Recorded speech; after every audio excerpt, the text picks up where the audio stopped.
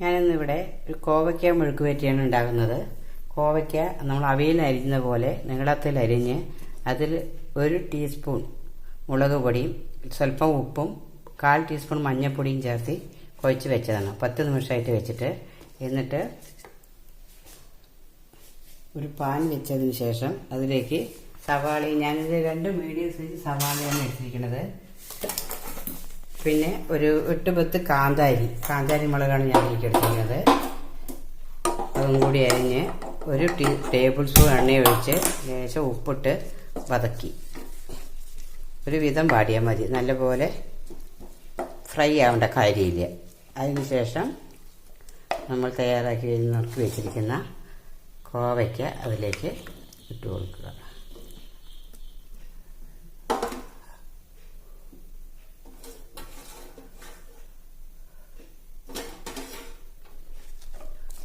ഉപ്പും മുളക് പൊടിയും മഞ്ഞൾപ്പൊടിയും ചേർത്ത് വെച്ചിട്ടുള്ള കോവയ്ക്കാണ്.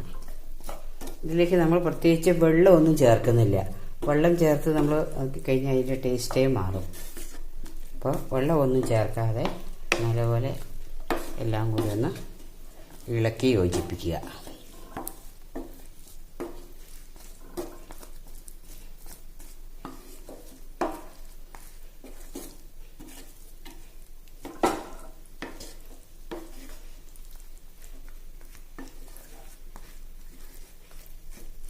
കോവയ്ക്ക ആളുകൾ വട്ടത്തിലും അരിയാറുണ്ട്. ഏത് രീതിയിൽ അരിഞ്ഞാലും എനിക്ക് തോന്നുന്നു നീളത്തിൽ അരിയുമ്പോഴാണ്, ഓരോ തരം അരിയുമ്പോഴും സാധനം ഒന്ന് തന്നെയാണെങ്കിൽ കൂടി നമുക്കൊരു ടേസ്റ്റിനൊരു വ്യത്യാസം തോന്നും. പിന്നെ നിങ്ങൾ വെളിച്ചെണ്ണയിൽ തന്നെയാണ് ഇത് ഉണ്ടാക്കാൻ ശ്രമിക്കണം. നമുക്ക് വെള്ളം ഒഴിക്കേണ്ട ആവശ്യമില്ല എന്ന് ഞാൻ പറഞ്ഞു. അതിന് ശേഷം വെള്ളം റെഡിയാക്കിയ ശേഷം നമുക്കിത് അടച്ച് വെച്ച് വേവിക്കാം.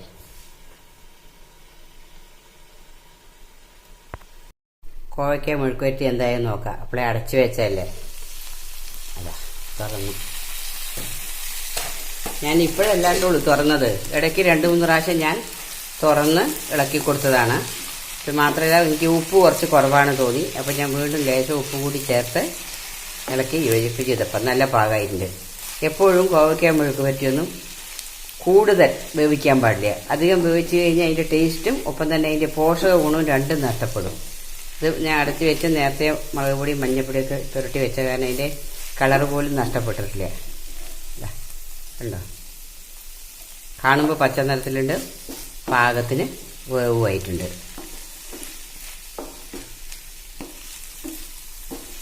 ഇനി ഇതിങ്ങനെ അടച്ചു വെച്ചാൽ ഇരുന്നാൽ തനിയെ അതിൽ സെറ്റായിക്കോളും. വീഡിയോ ഇഷ്ടപ്പെട്ട ലൈക്ക് ചെയ്യുക, ഷെയർ ചെയ്യുക. കമൻറ്റ് ബോക്സിൽ ദയവ് ചെയ്ത് കമൻ്റ് ഒന്ന് രേഖപ്പെടുത്തണേ.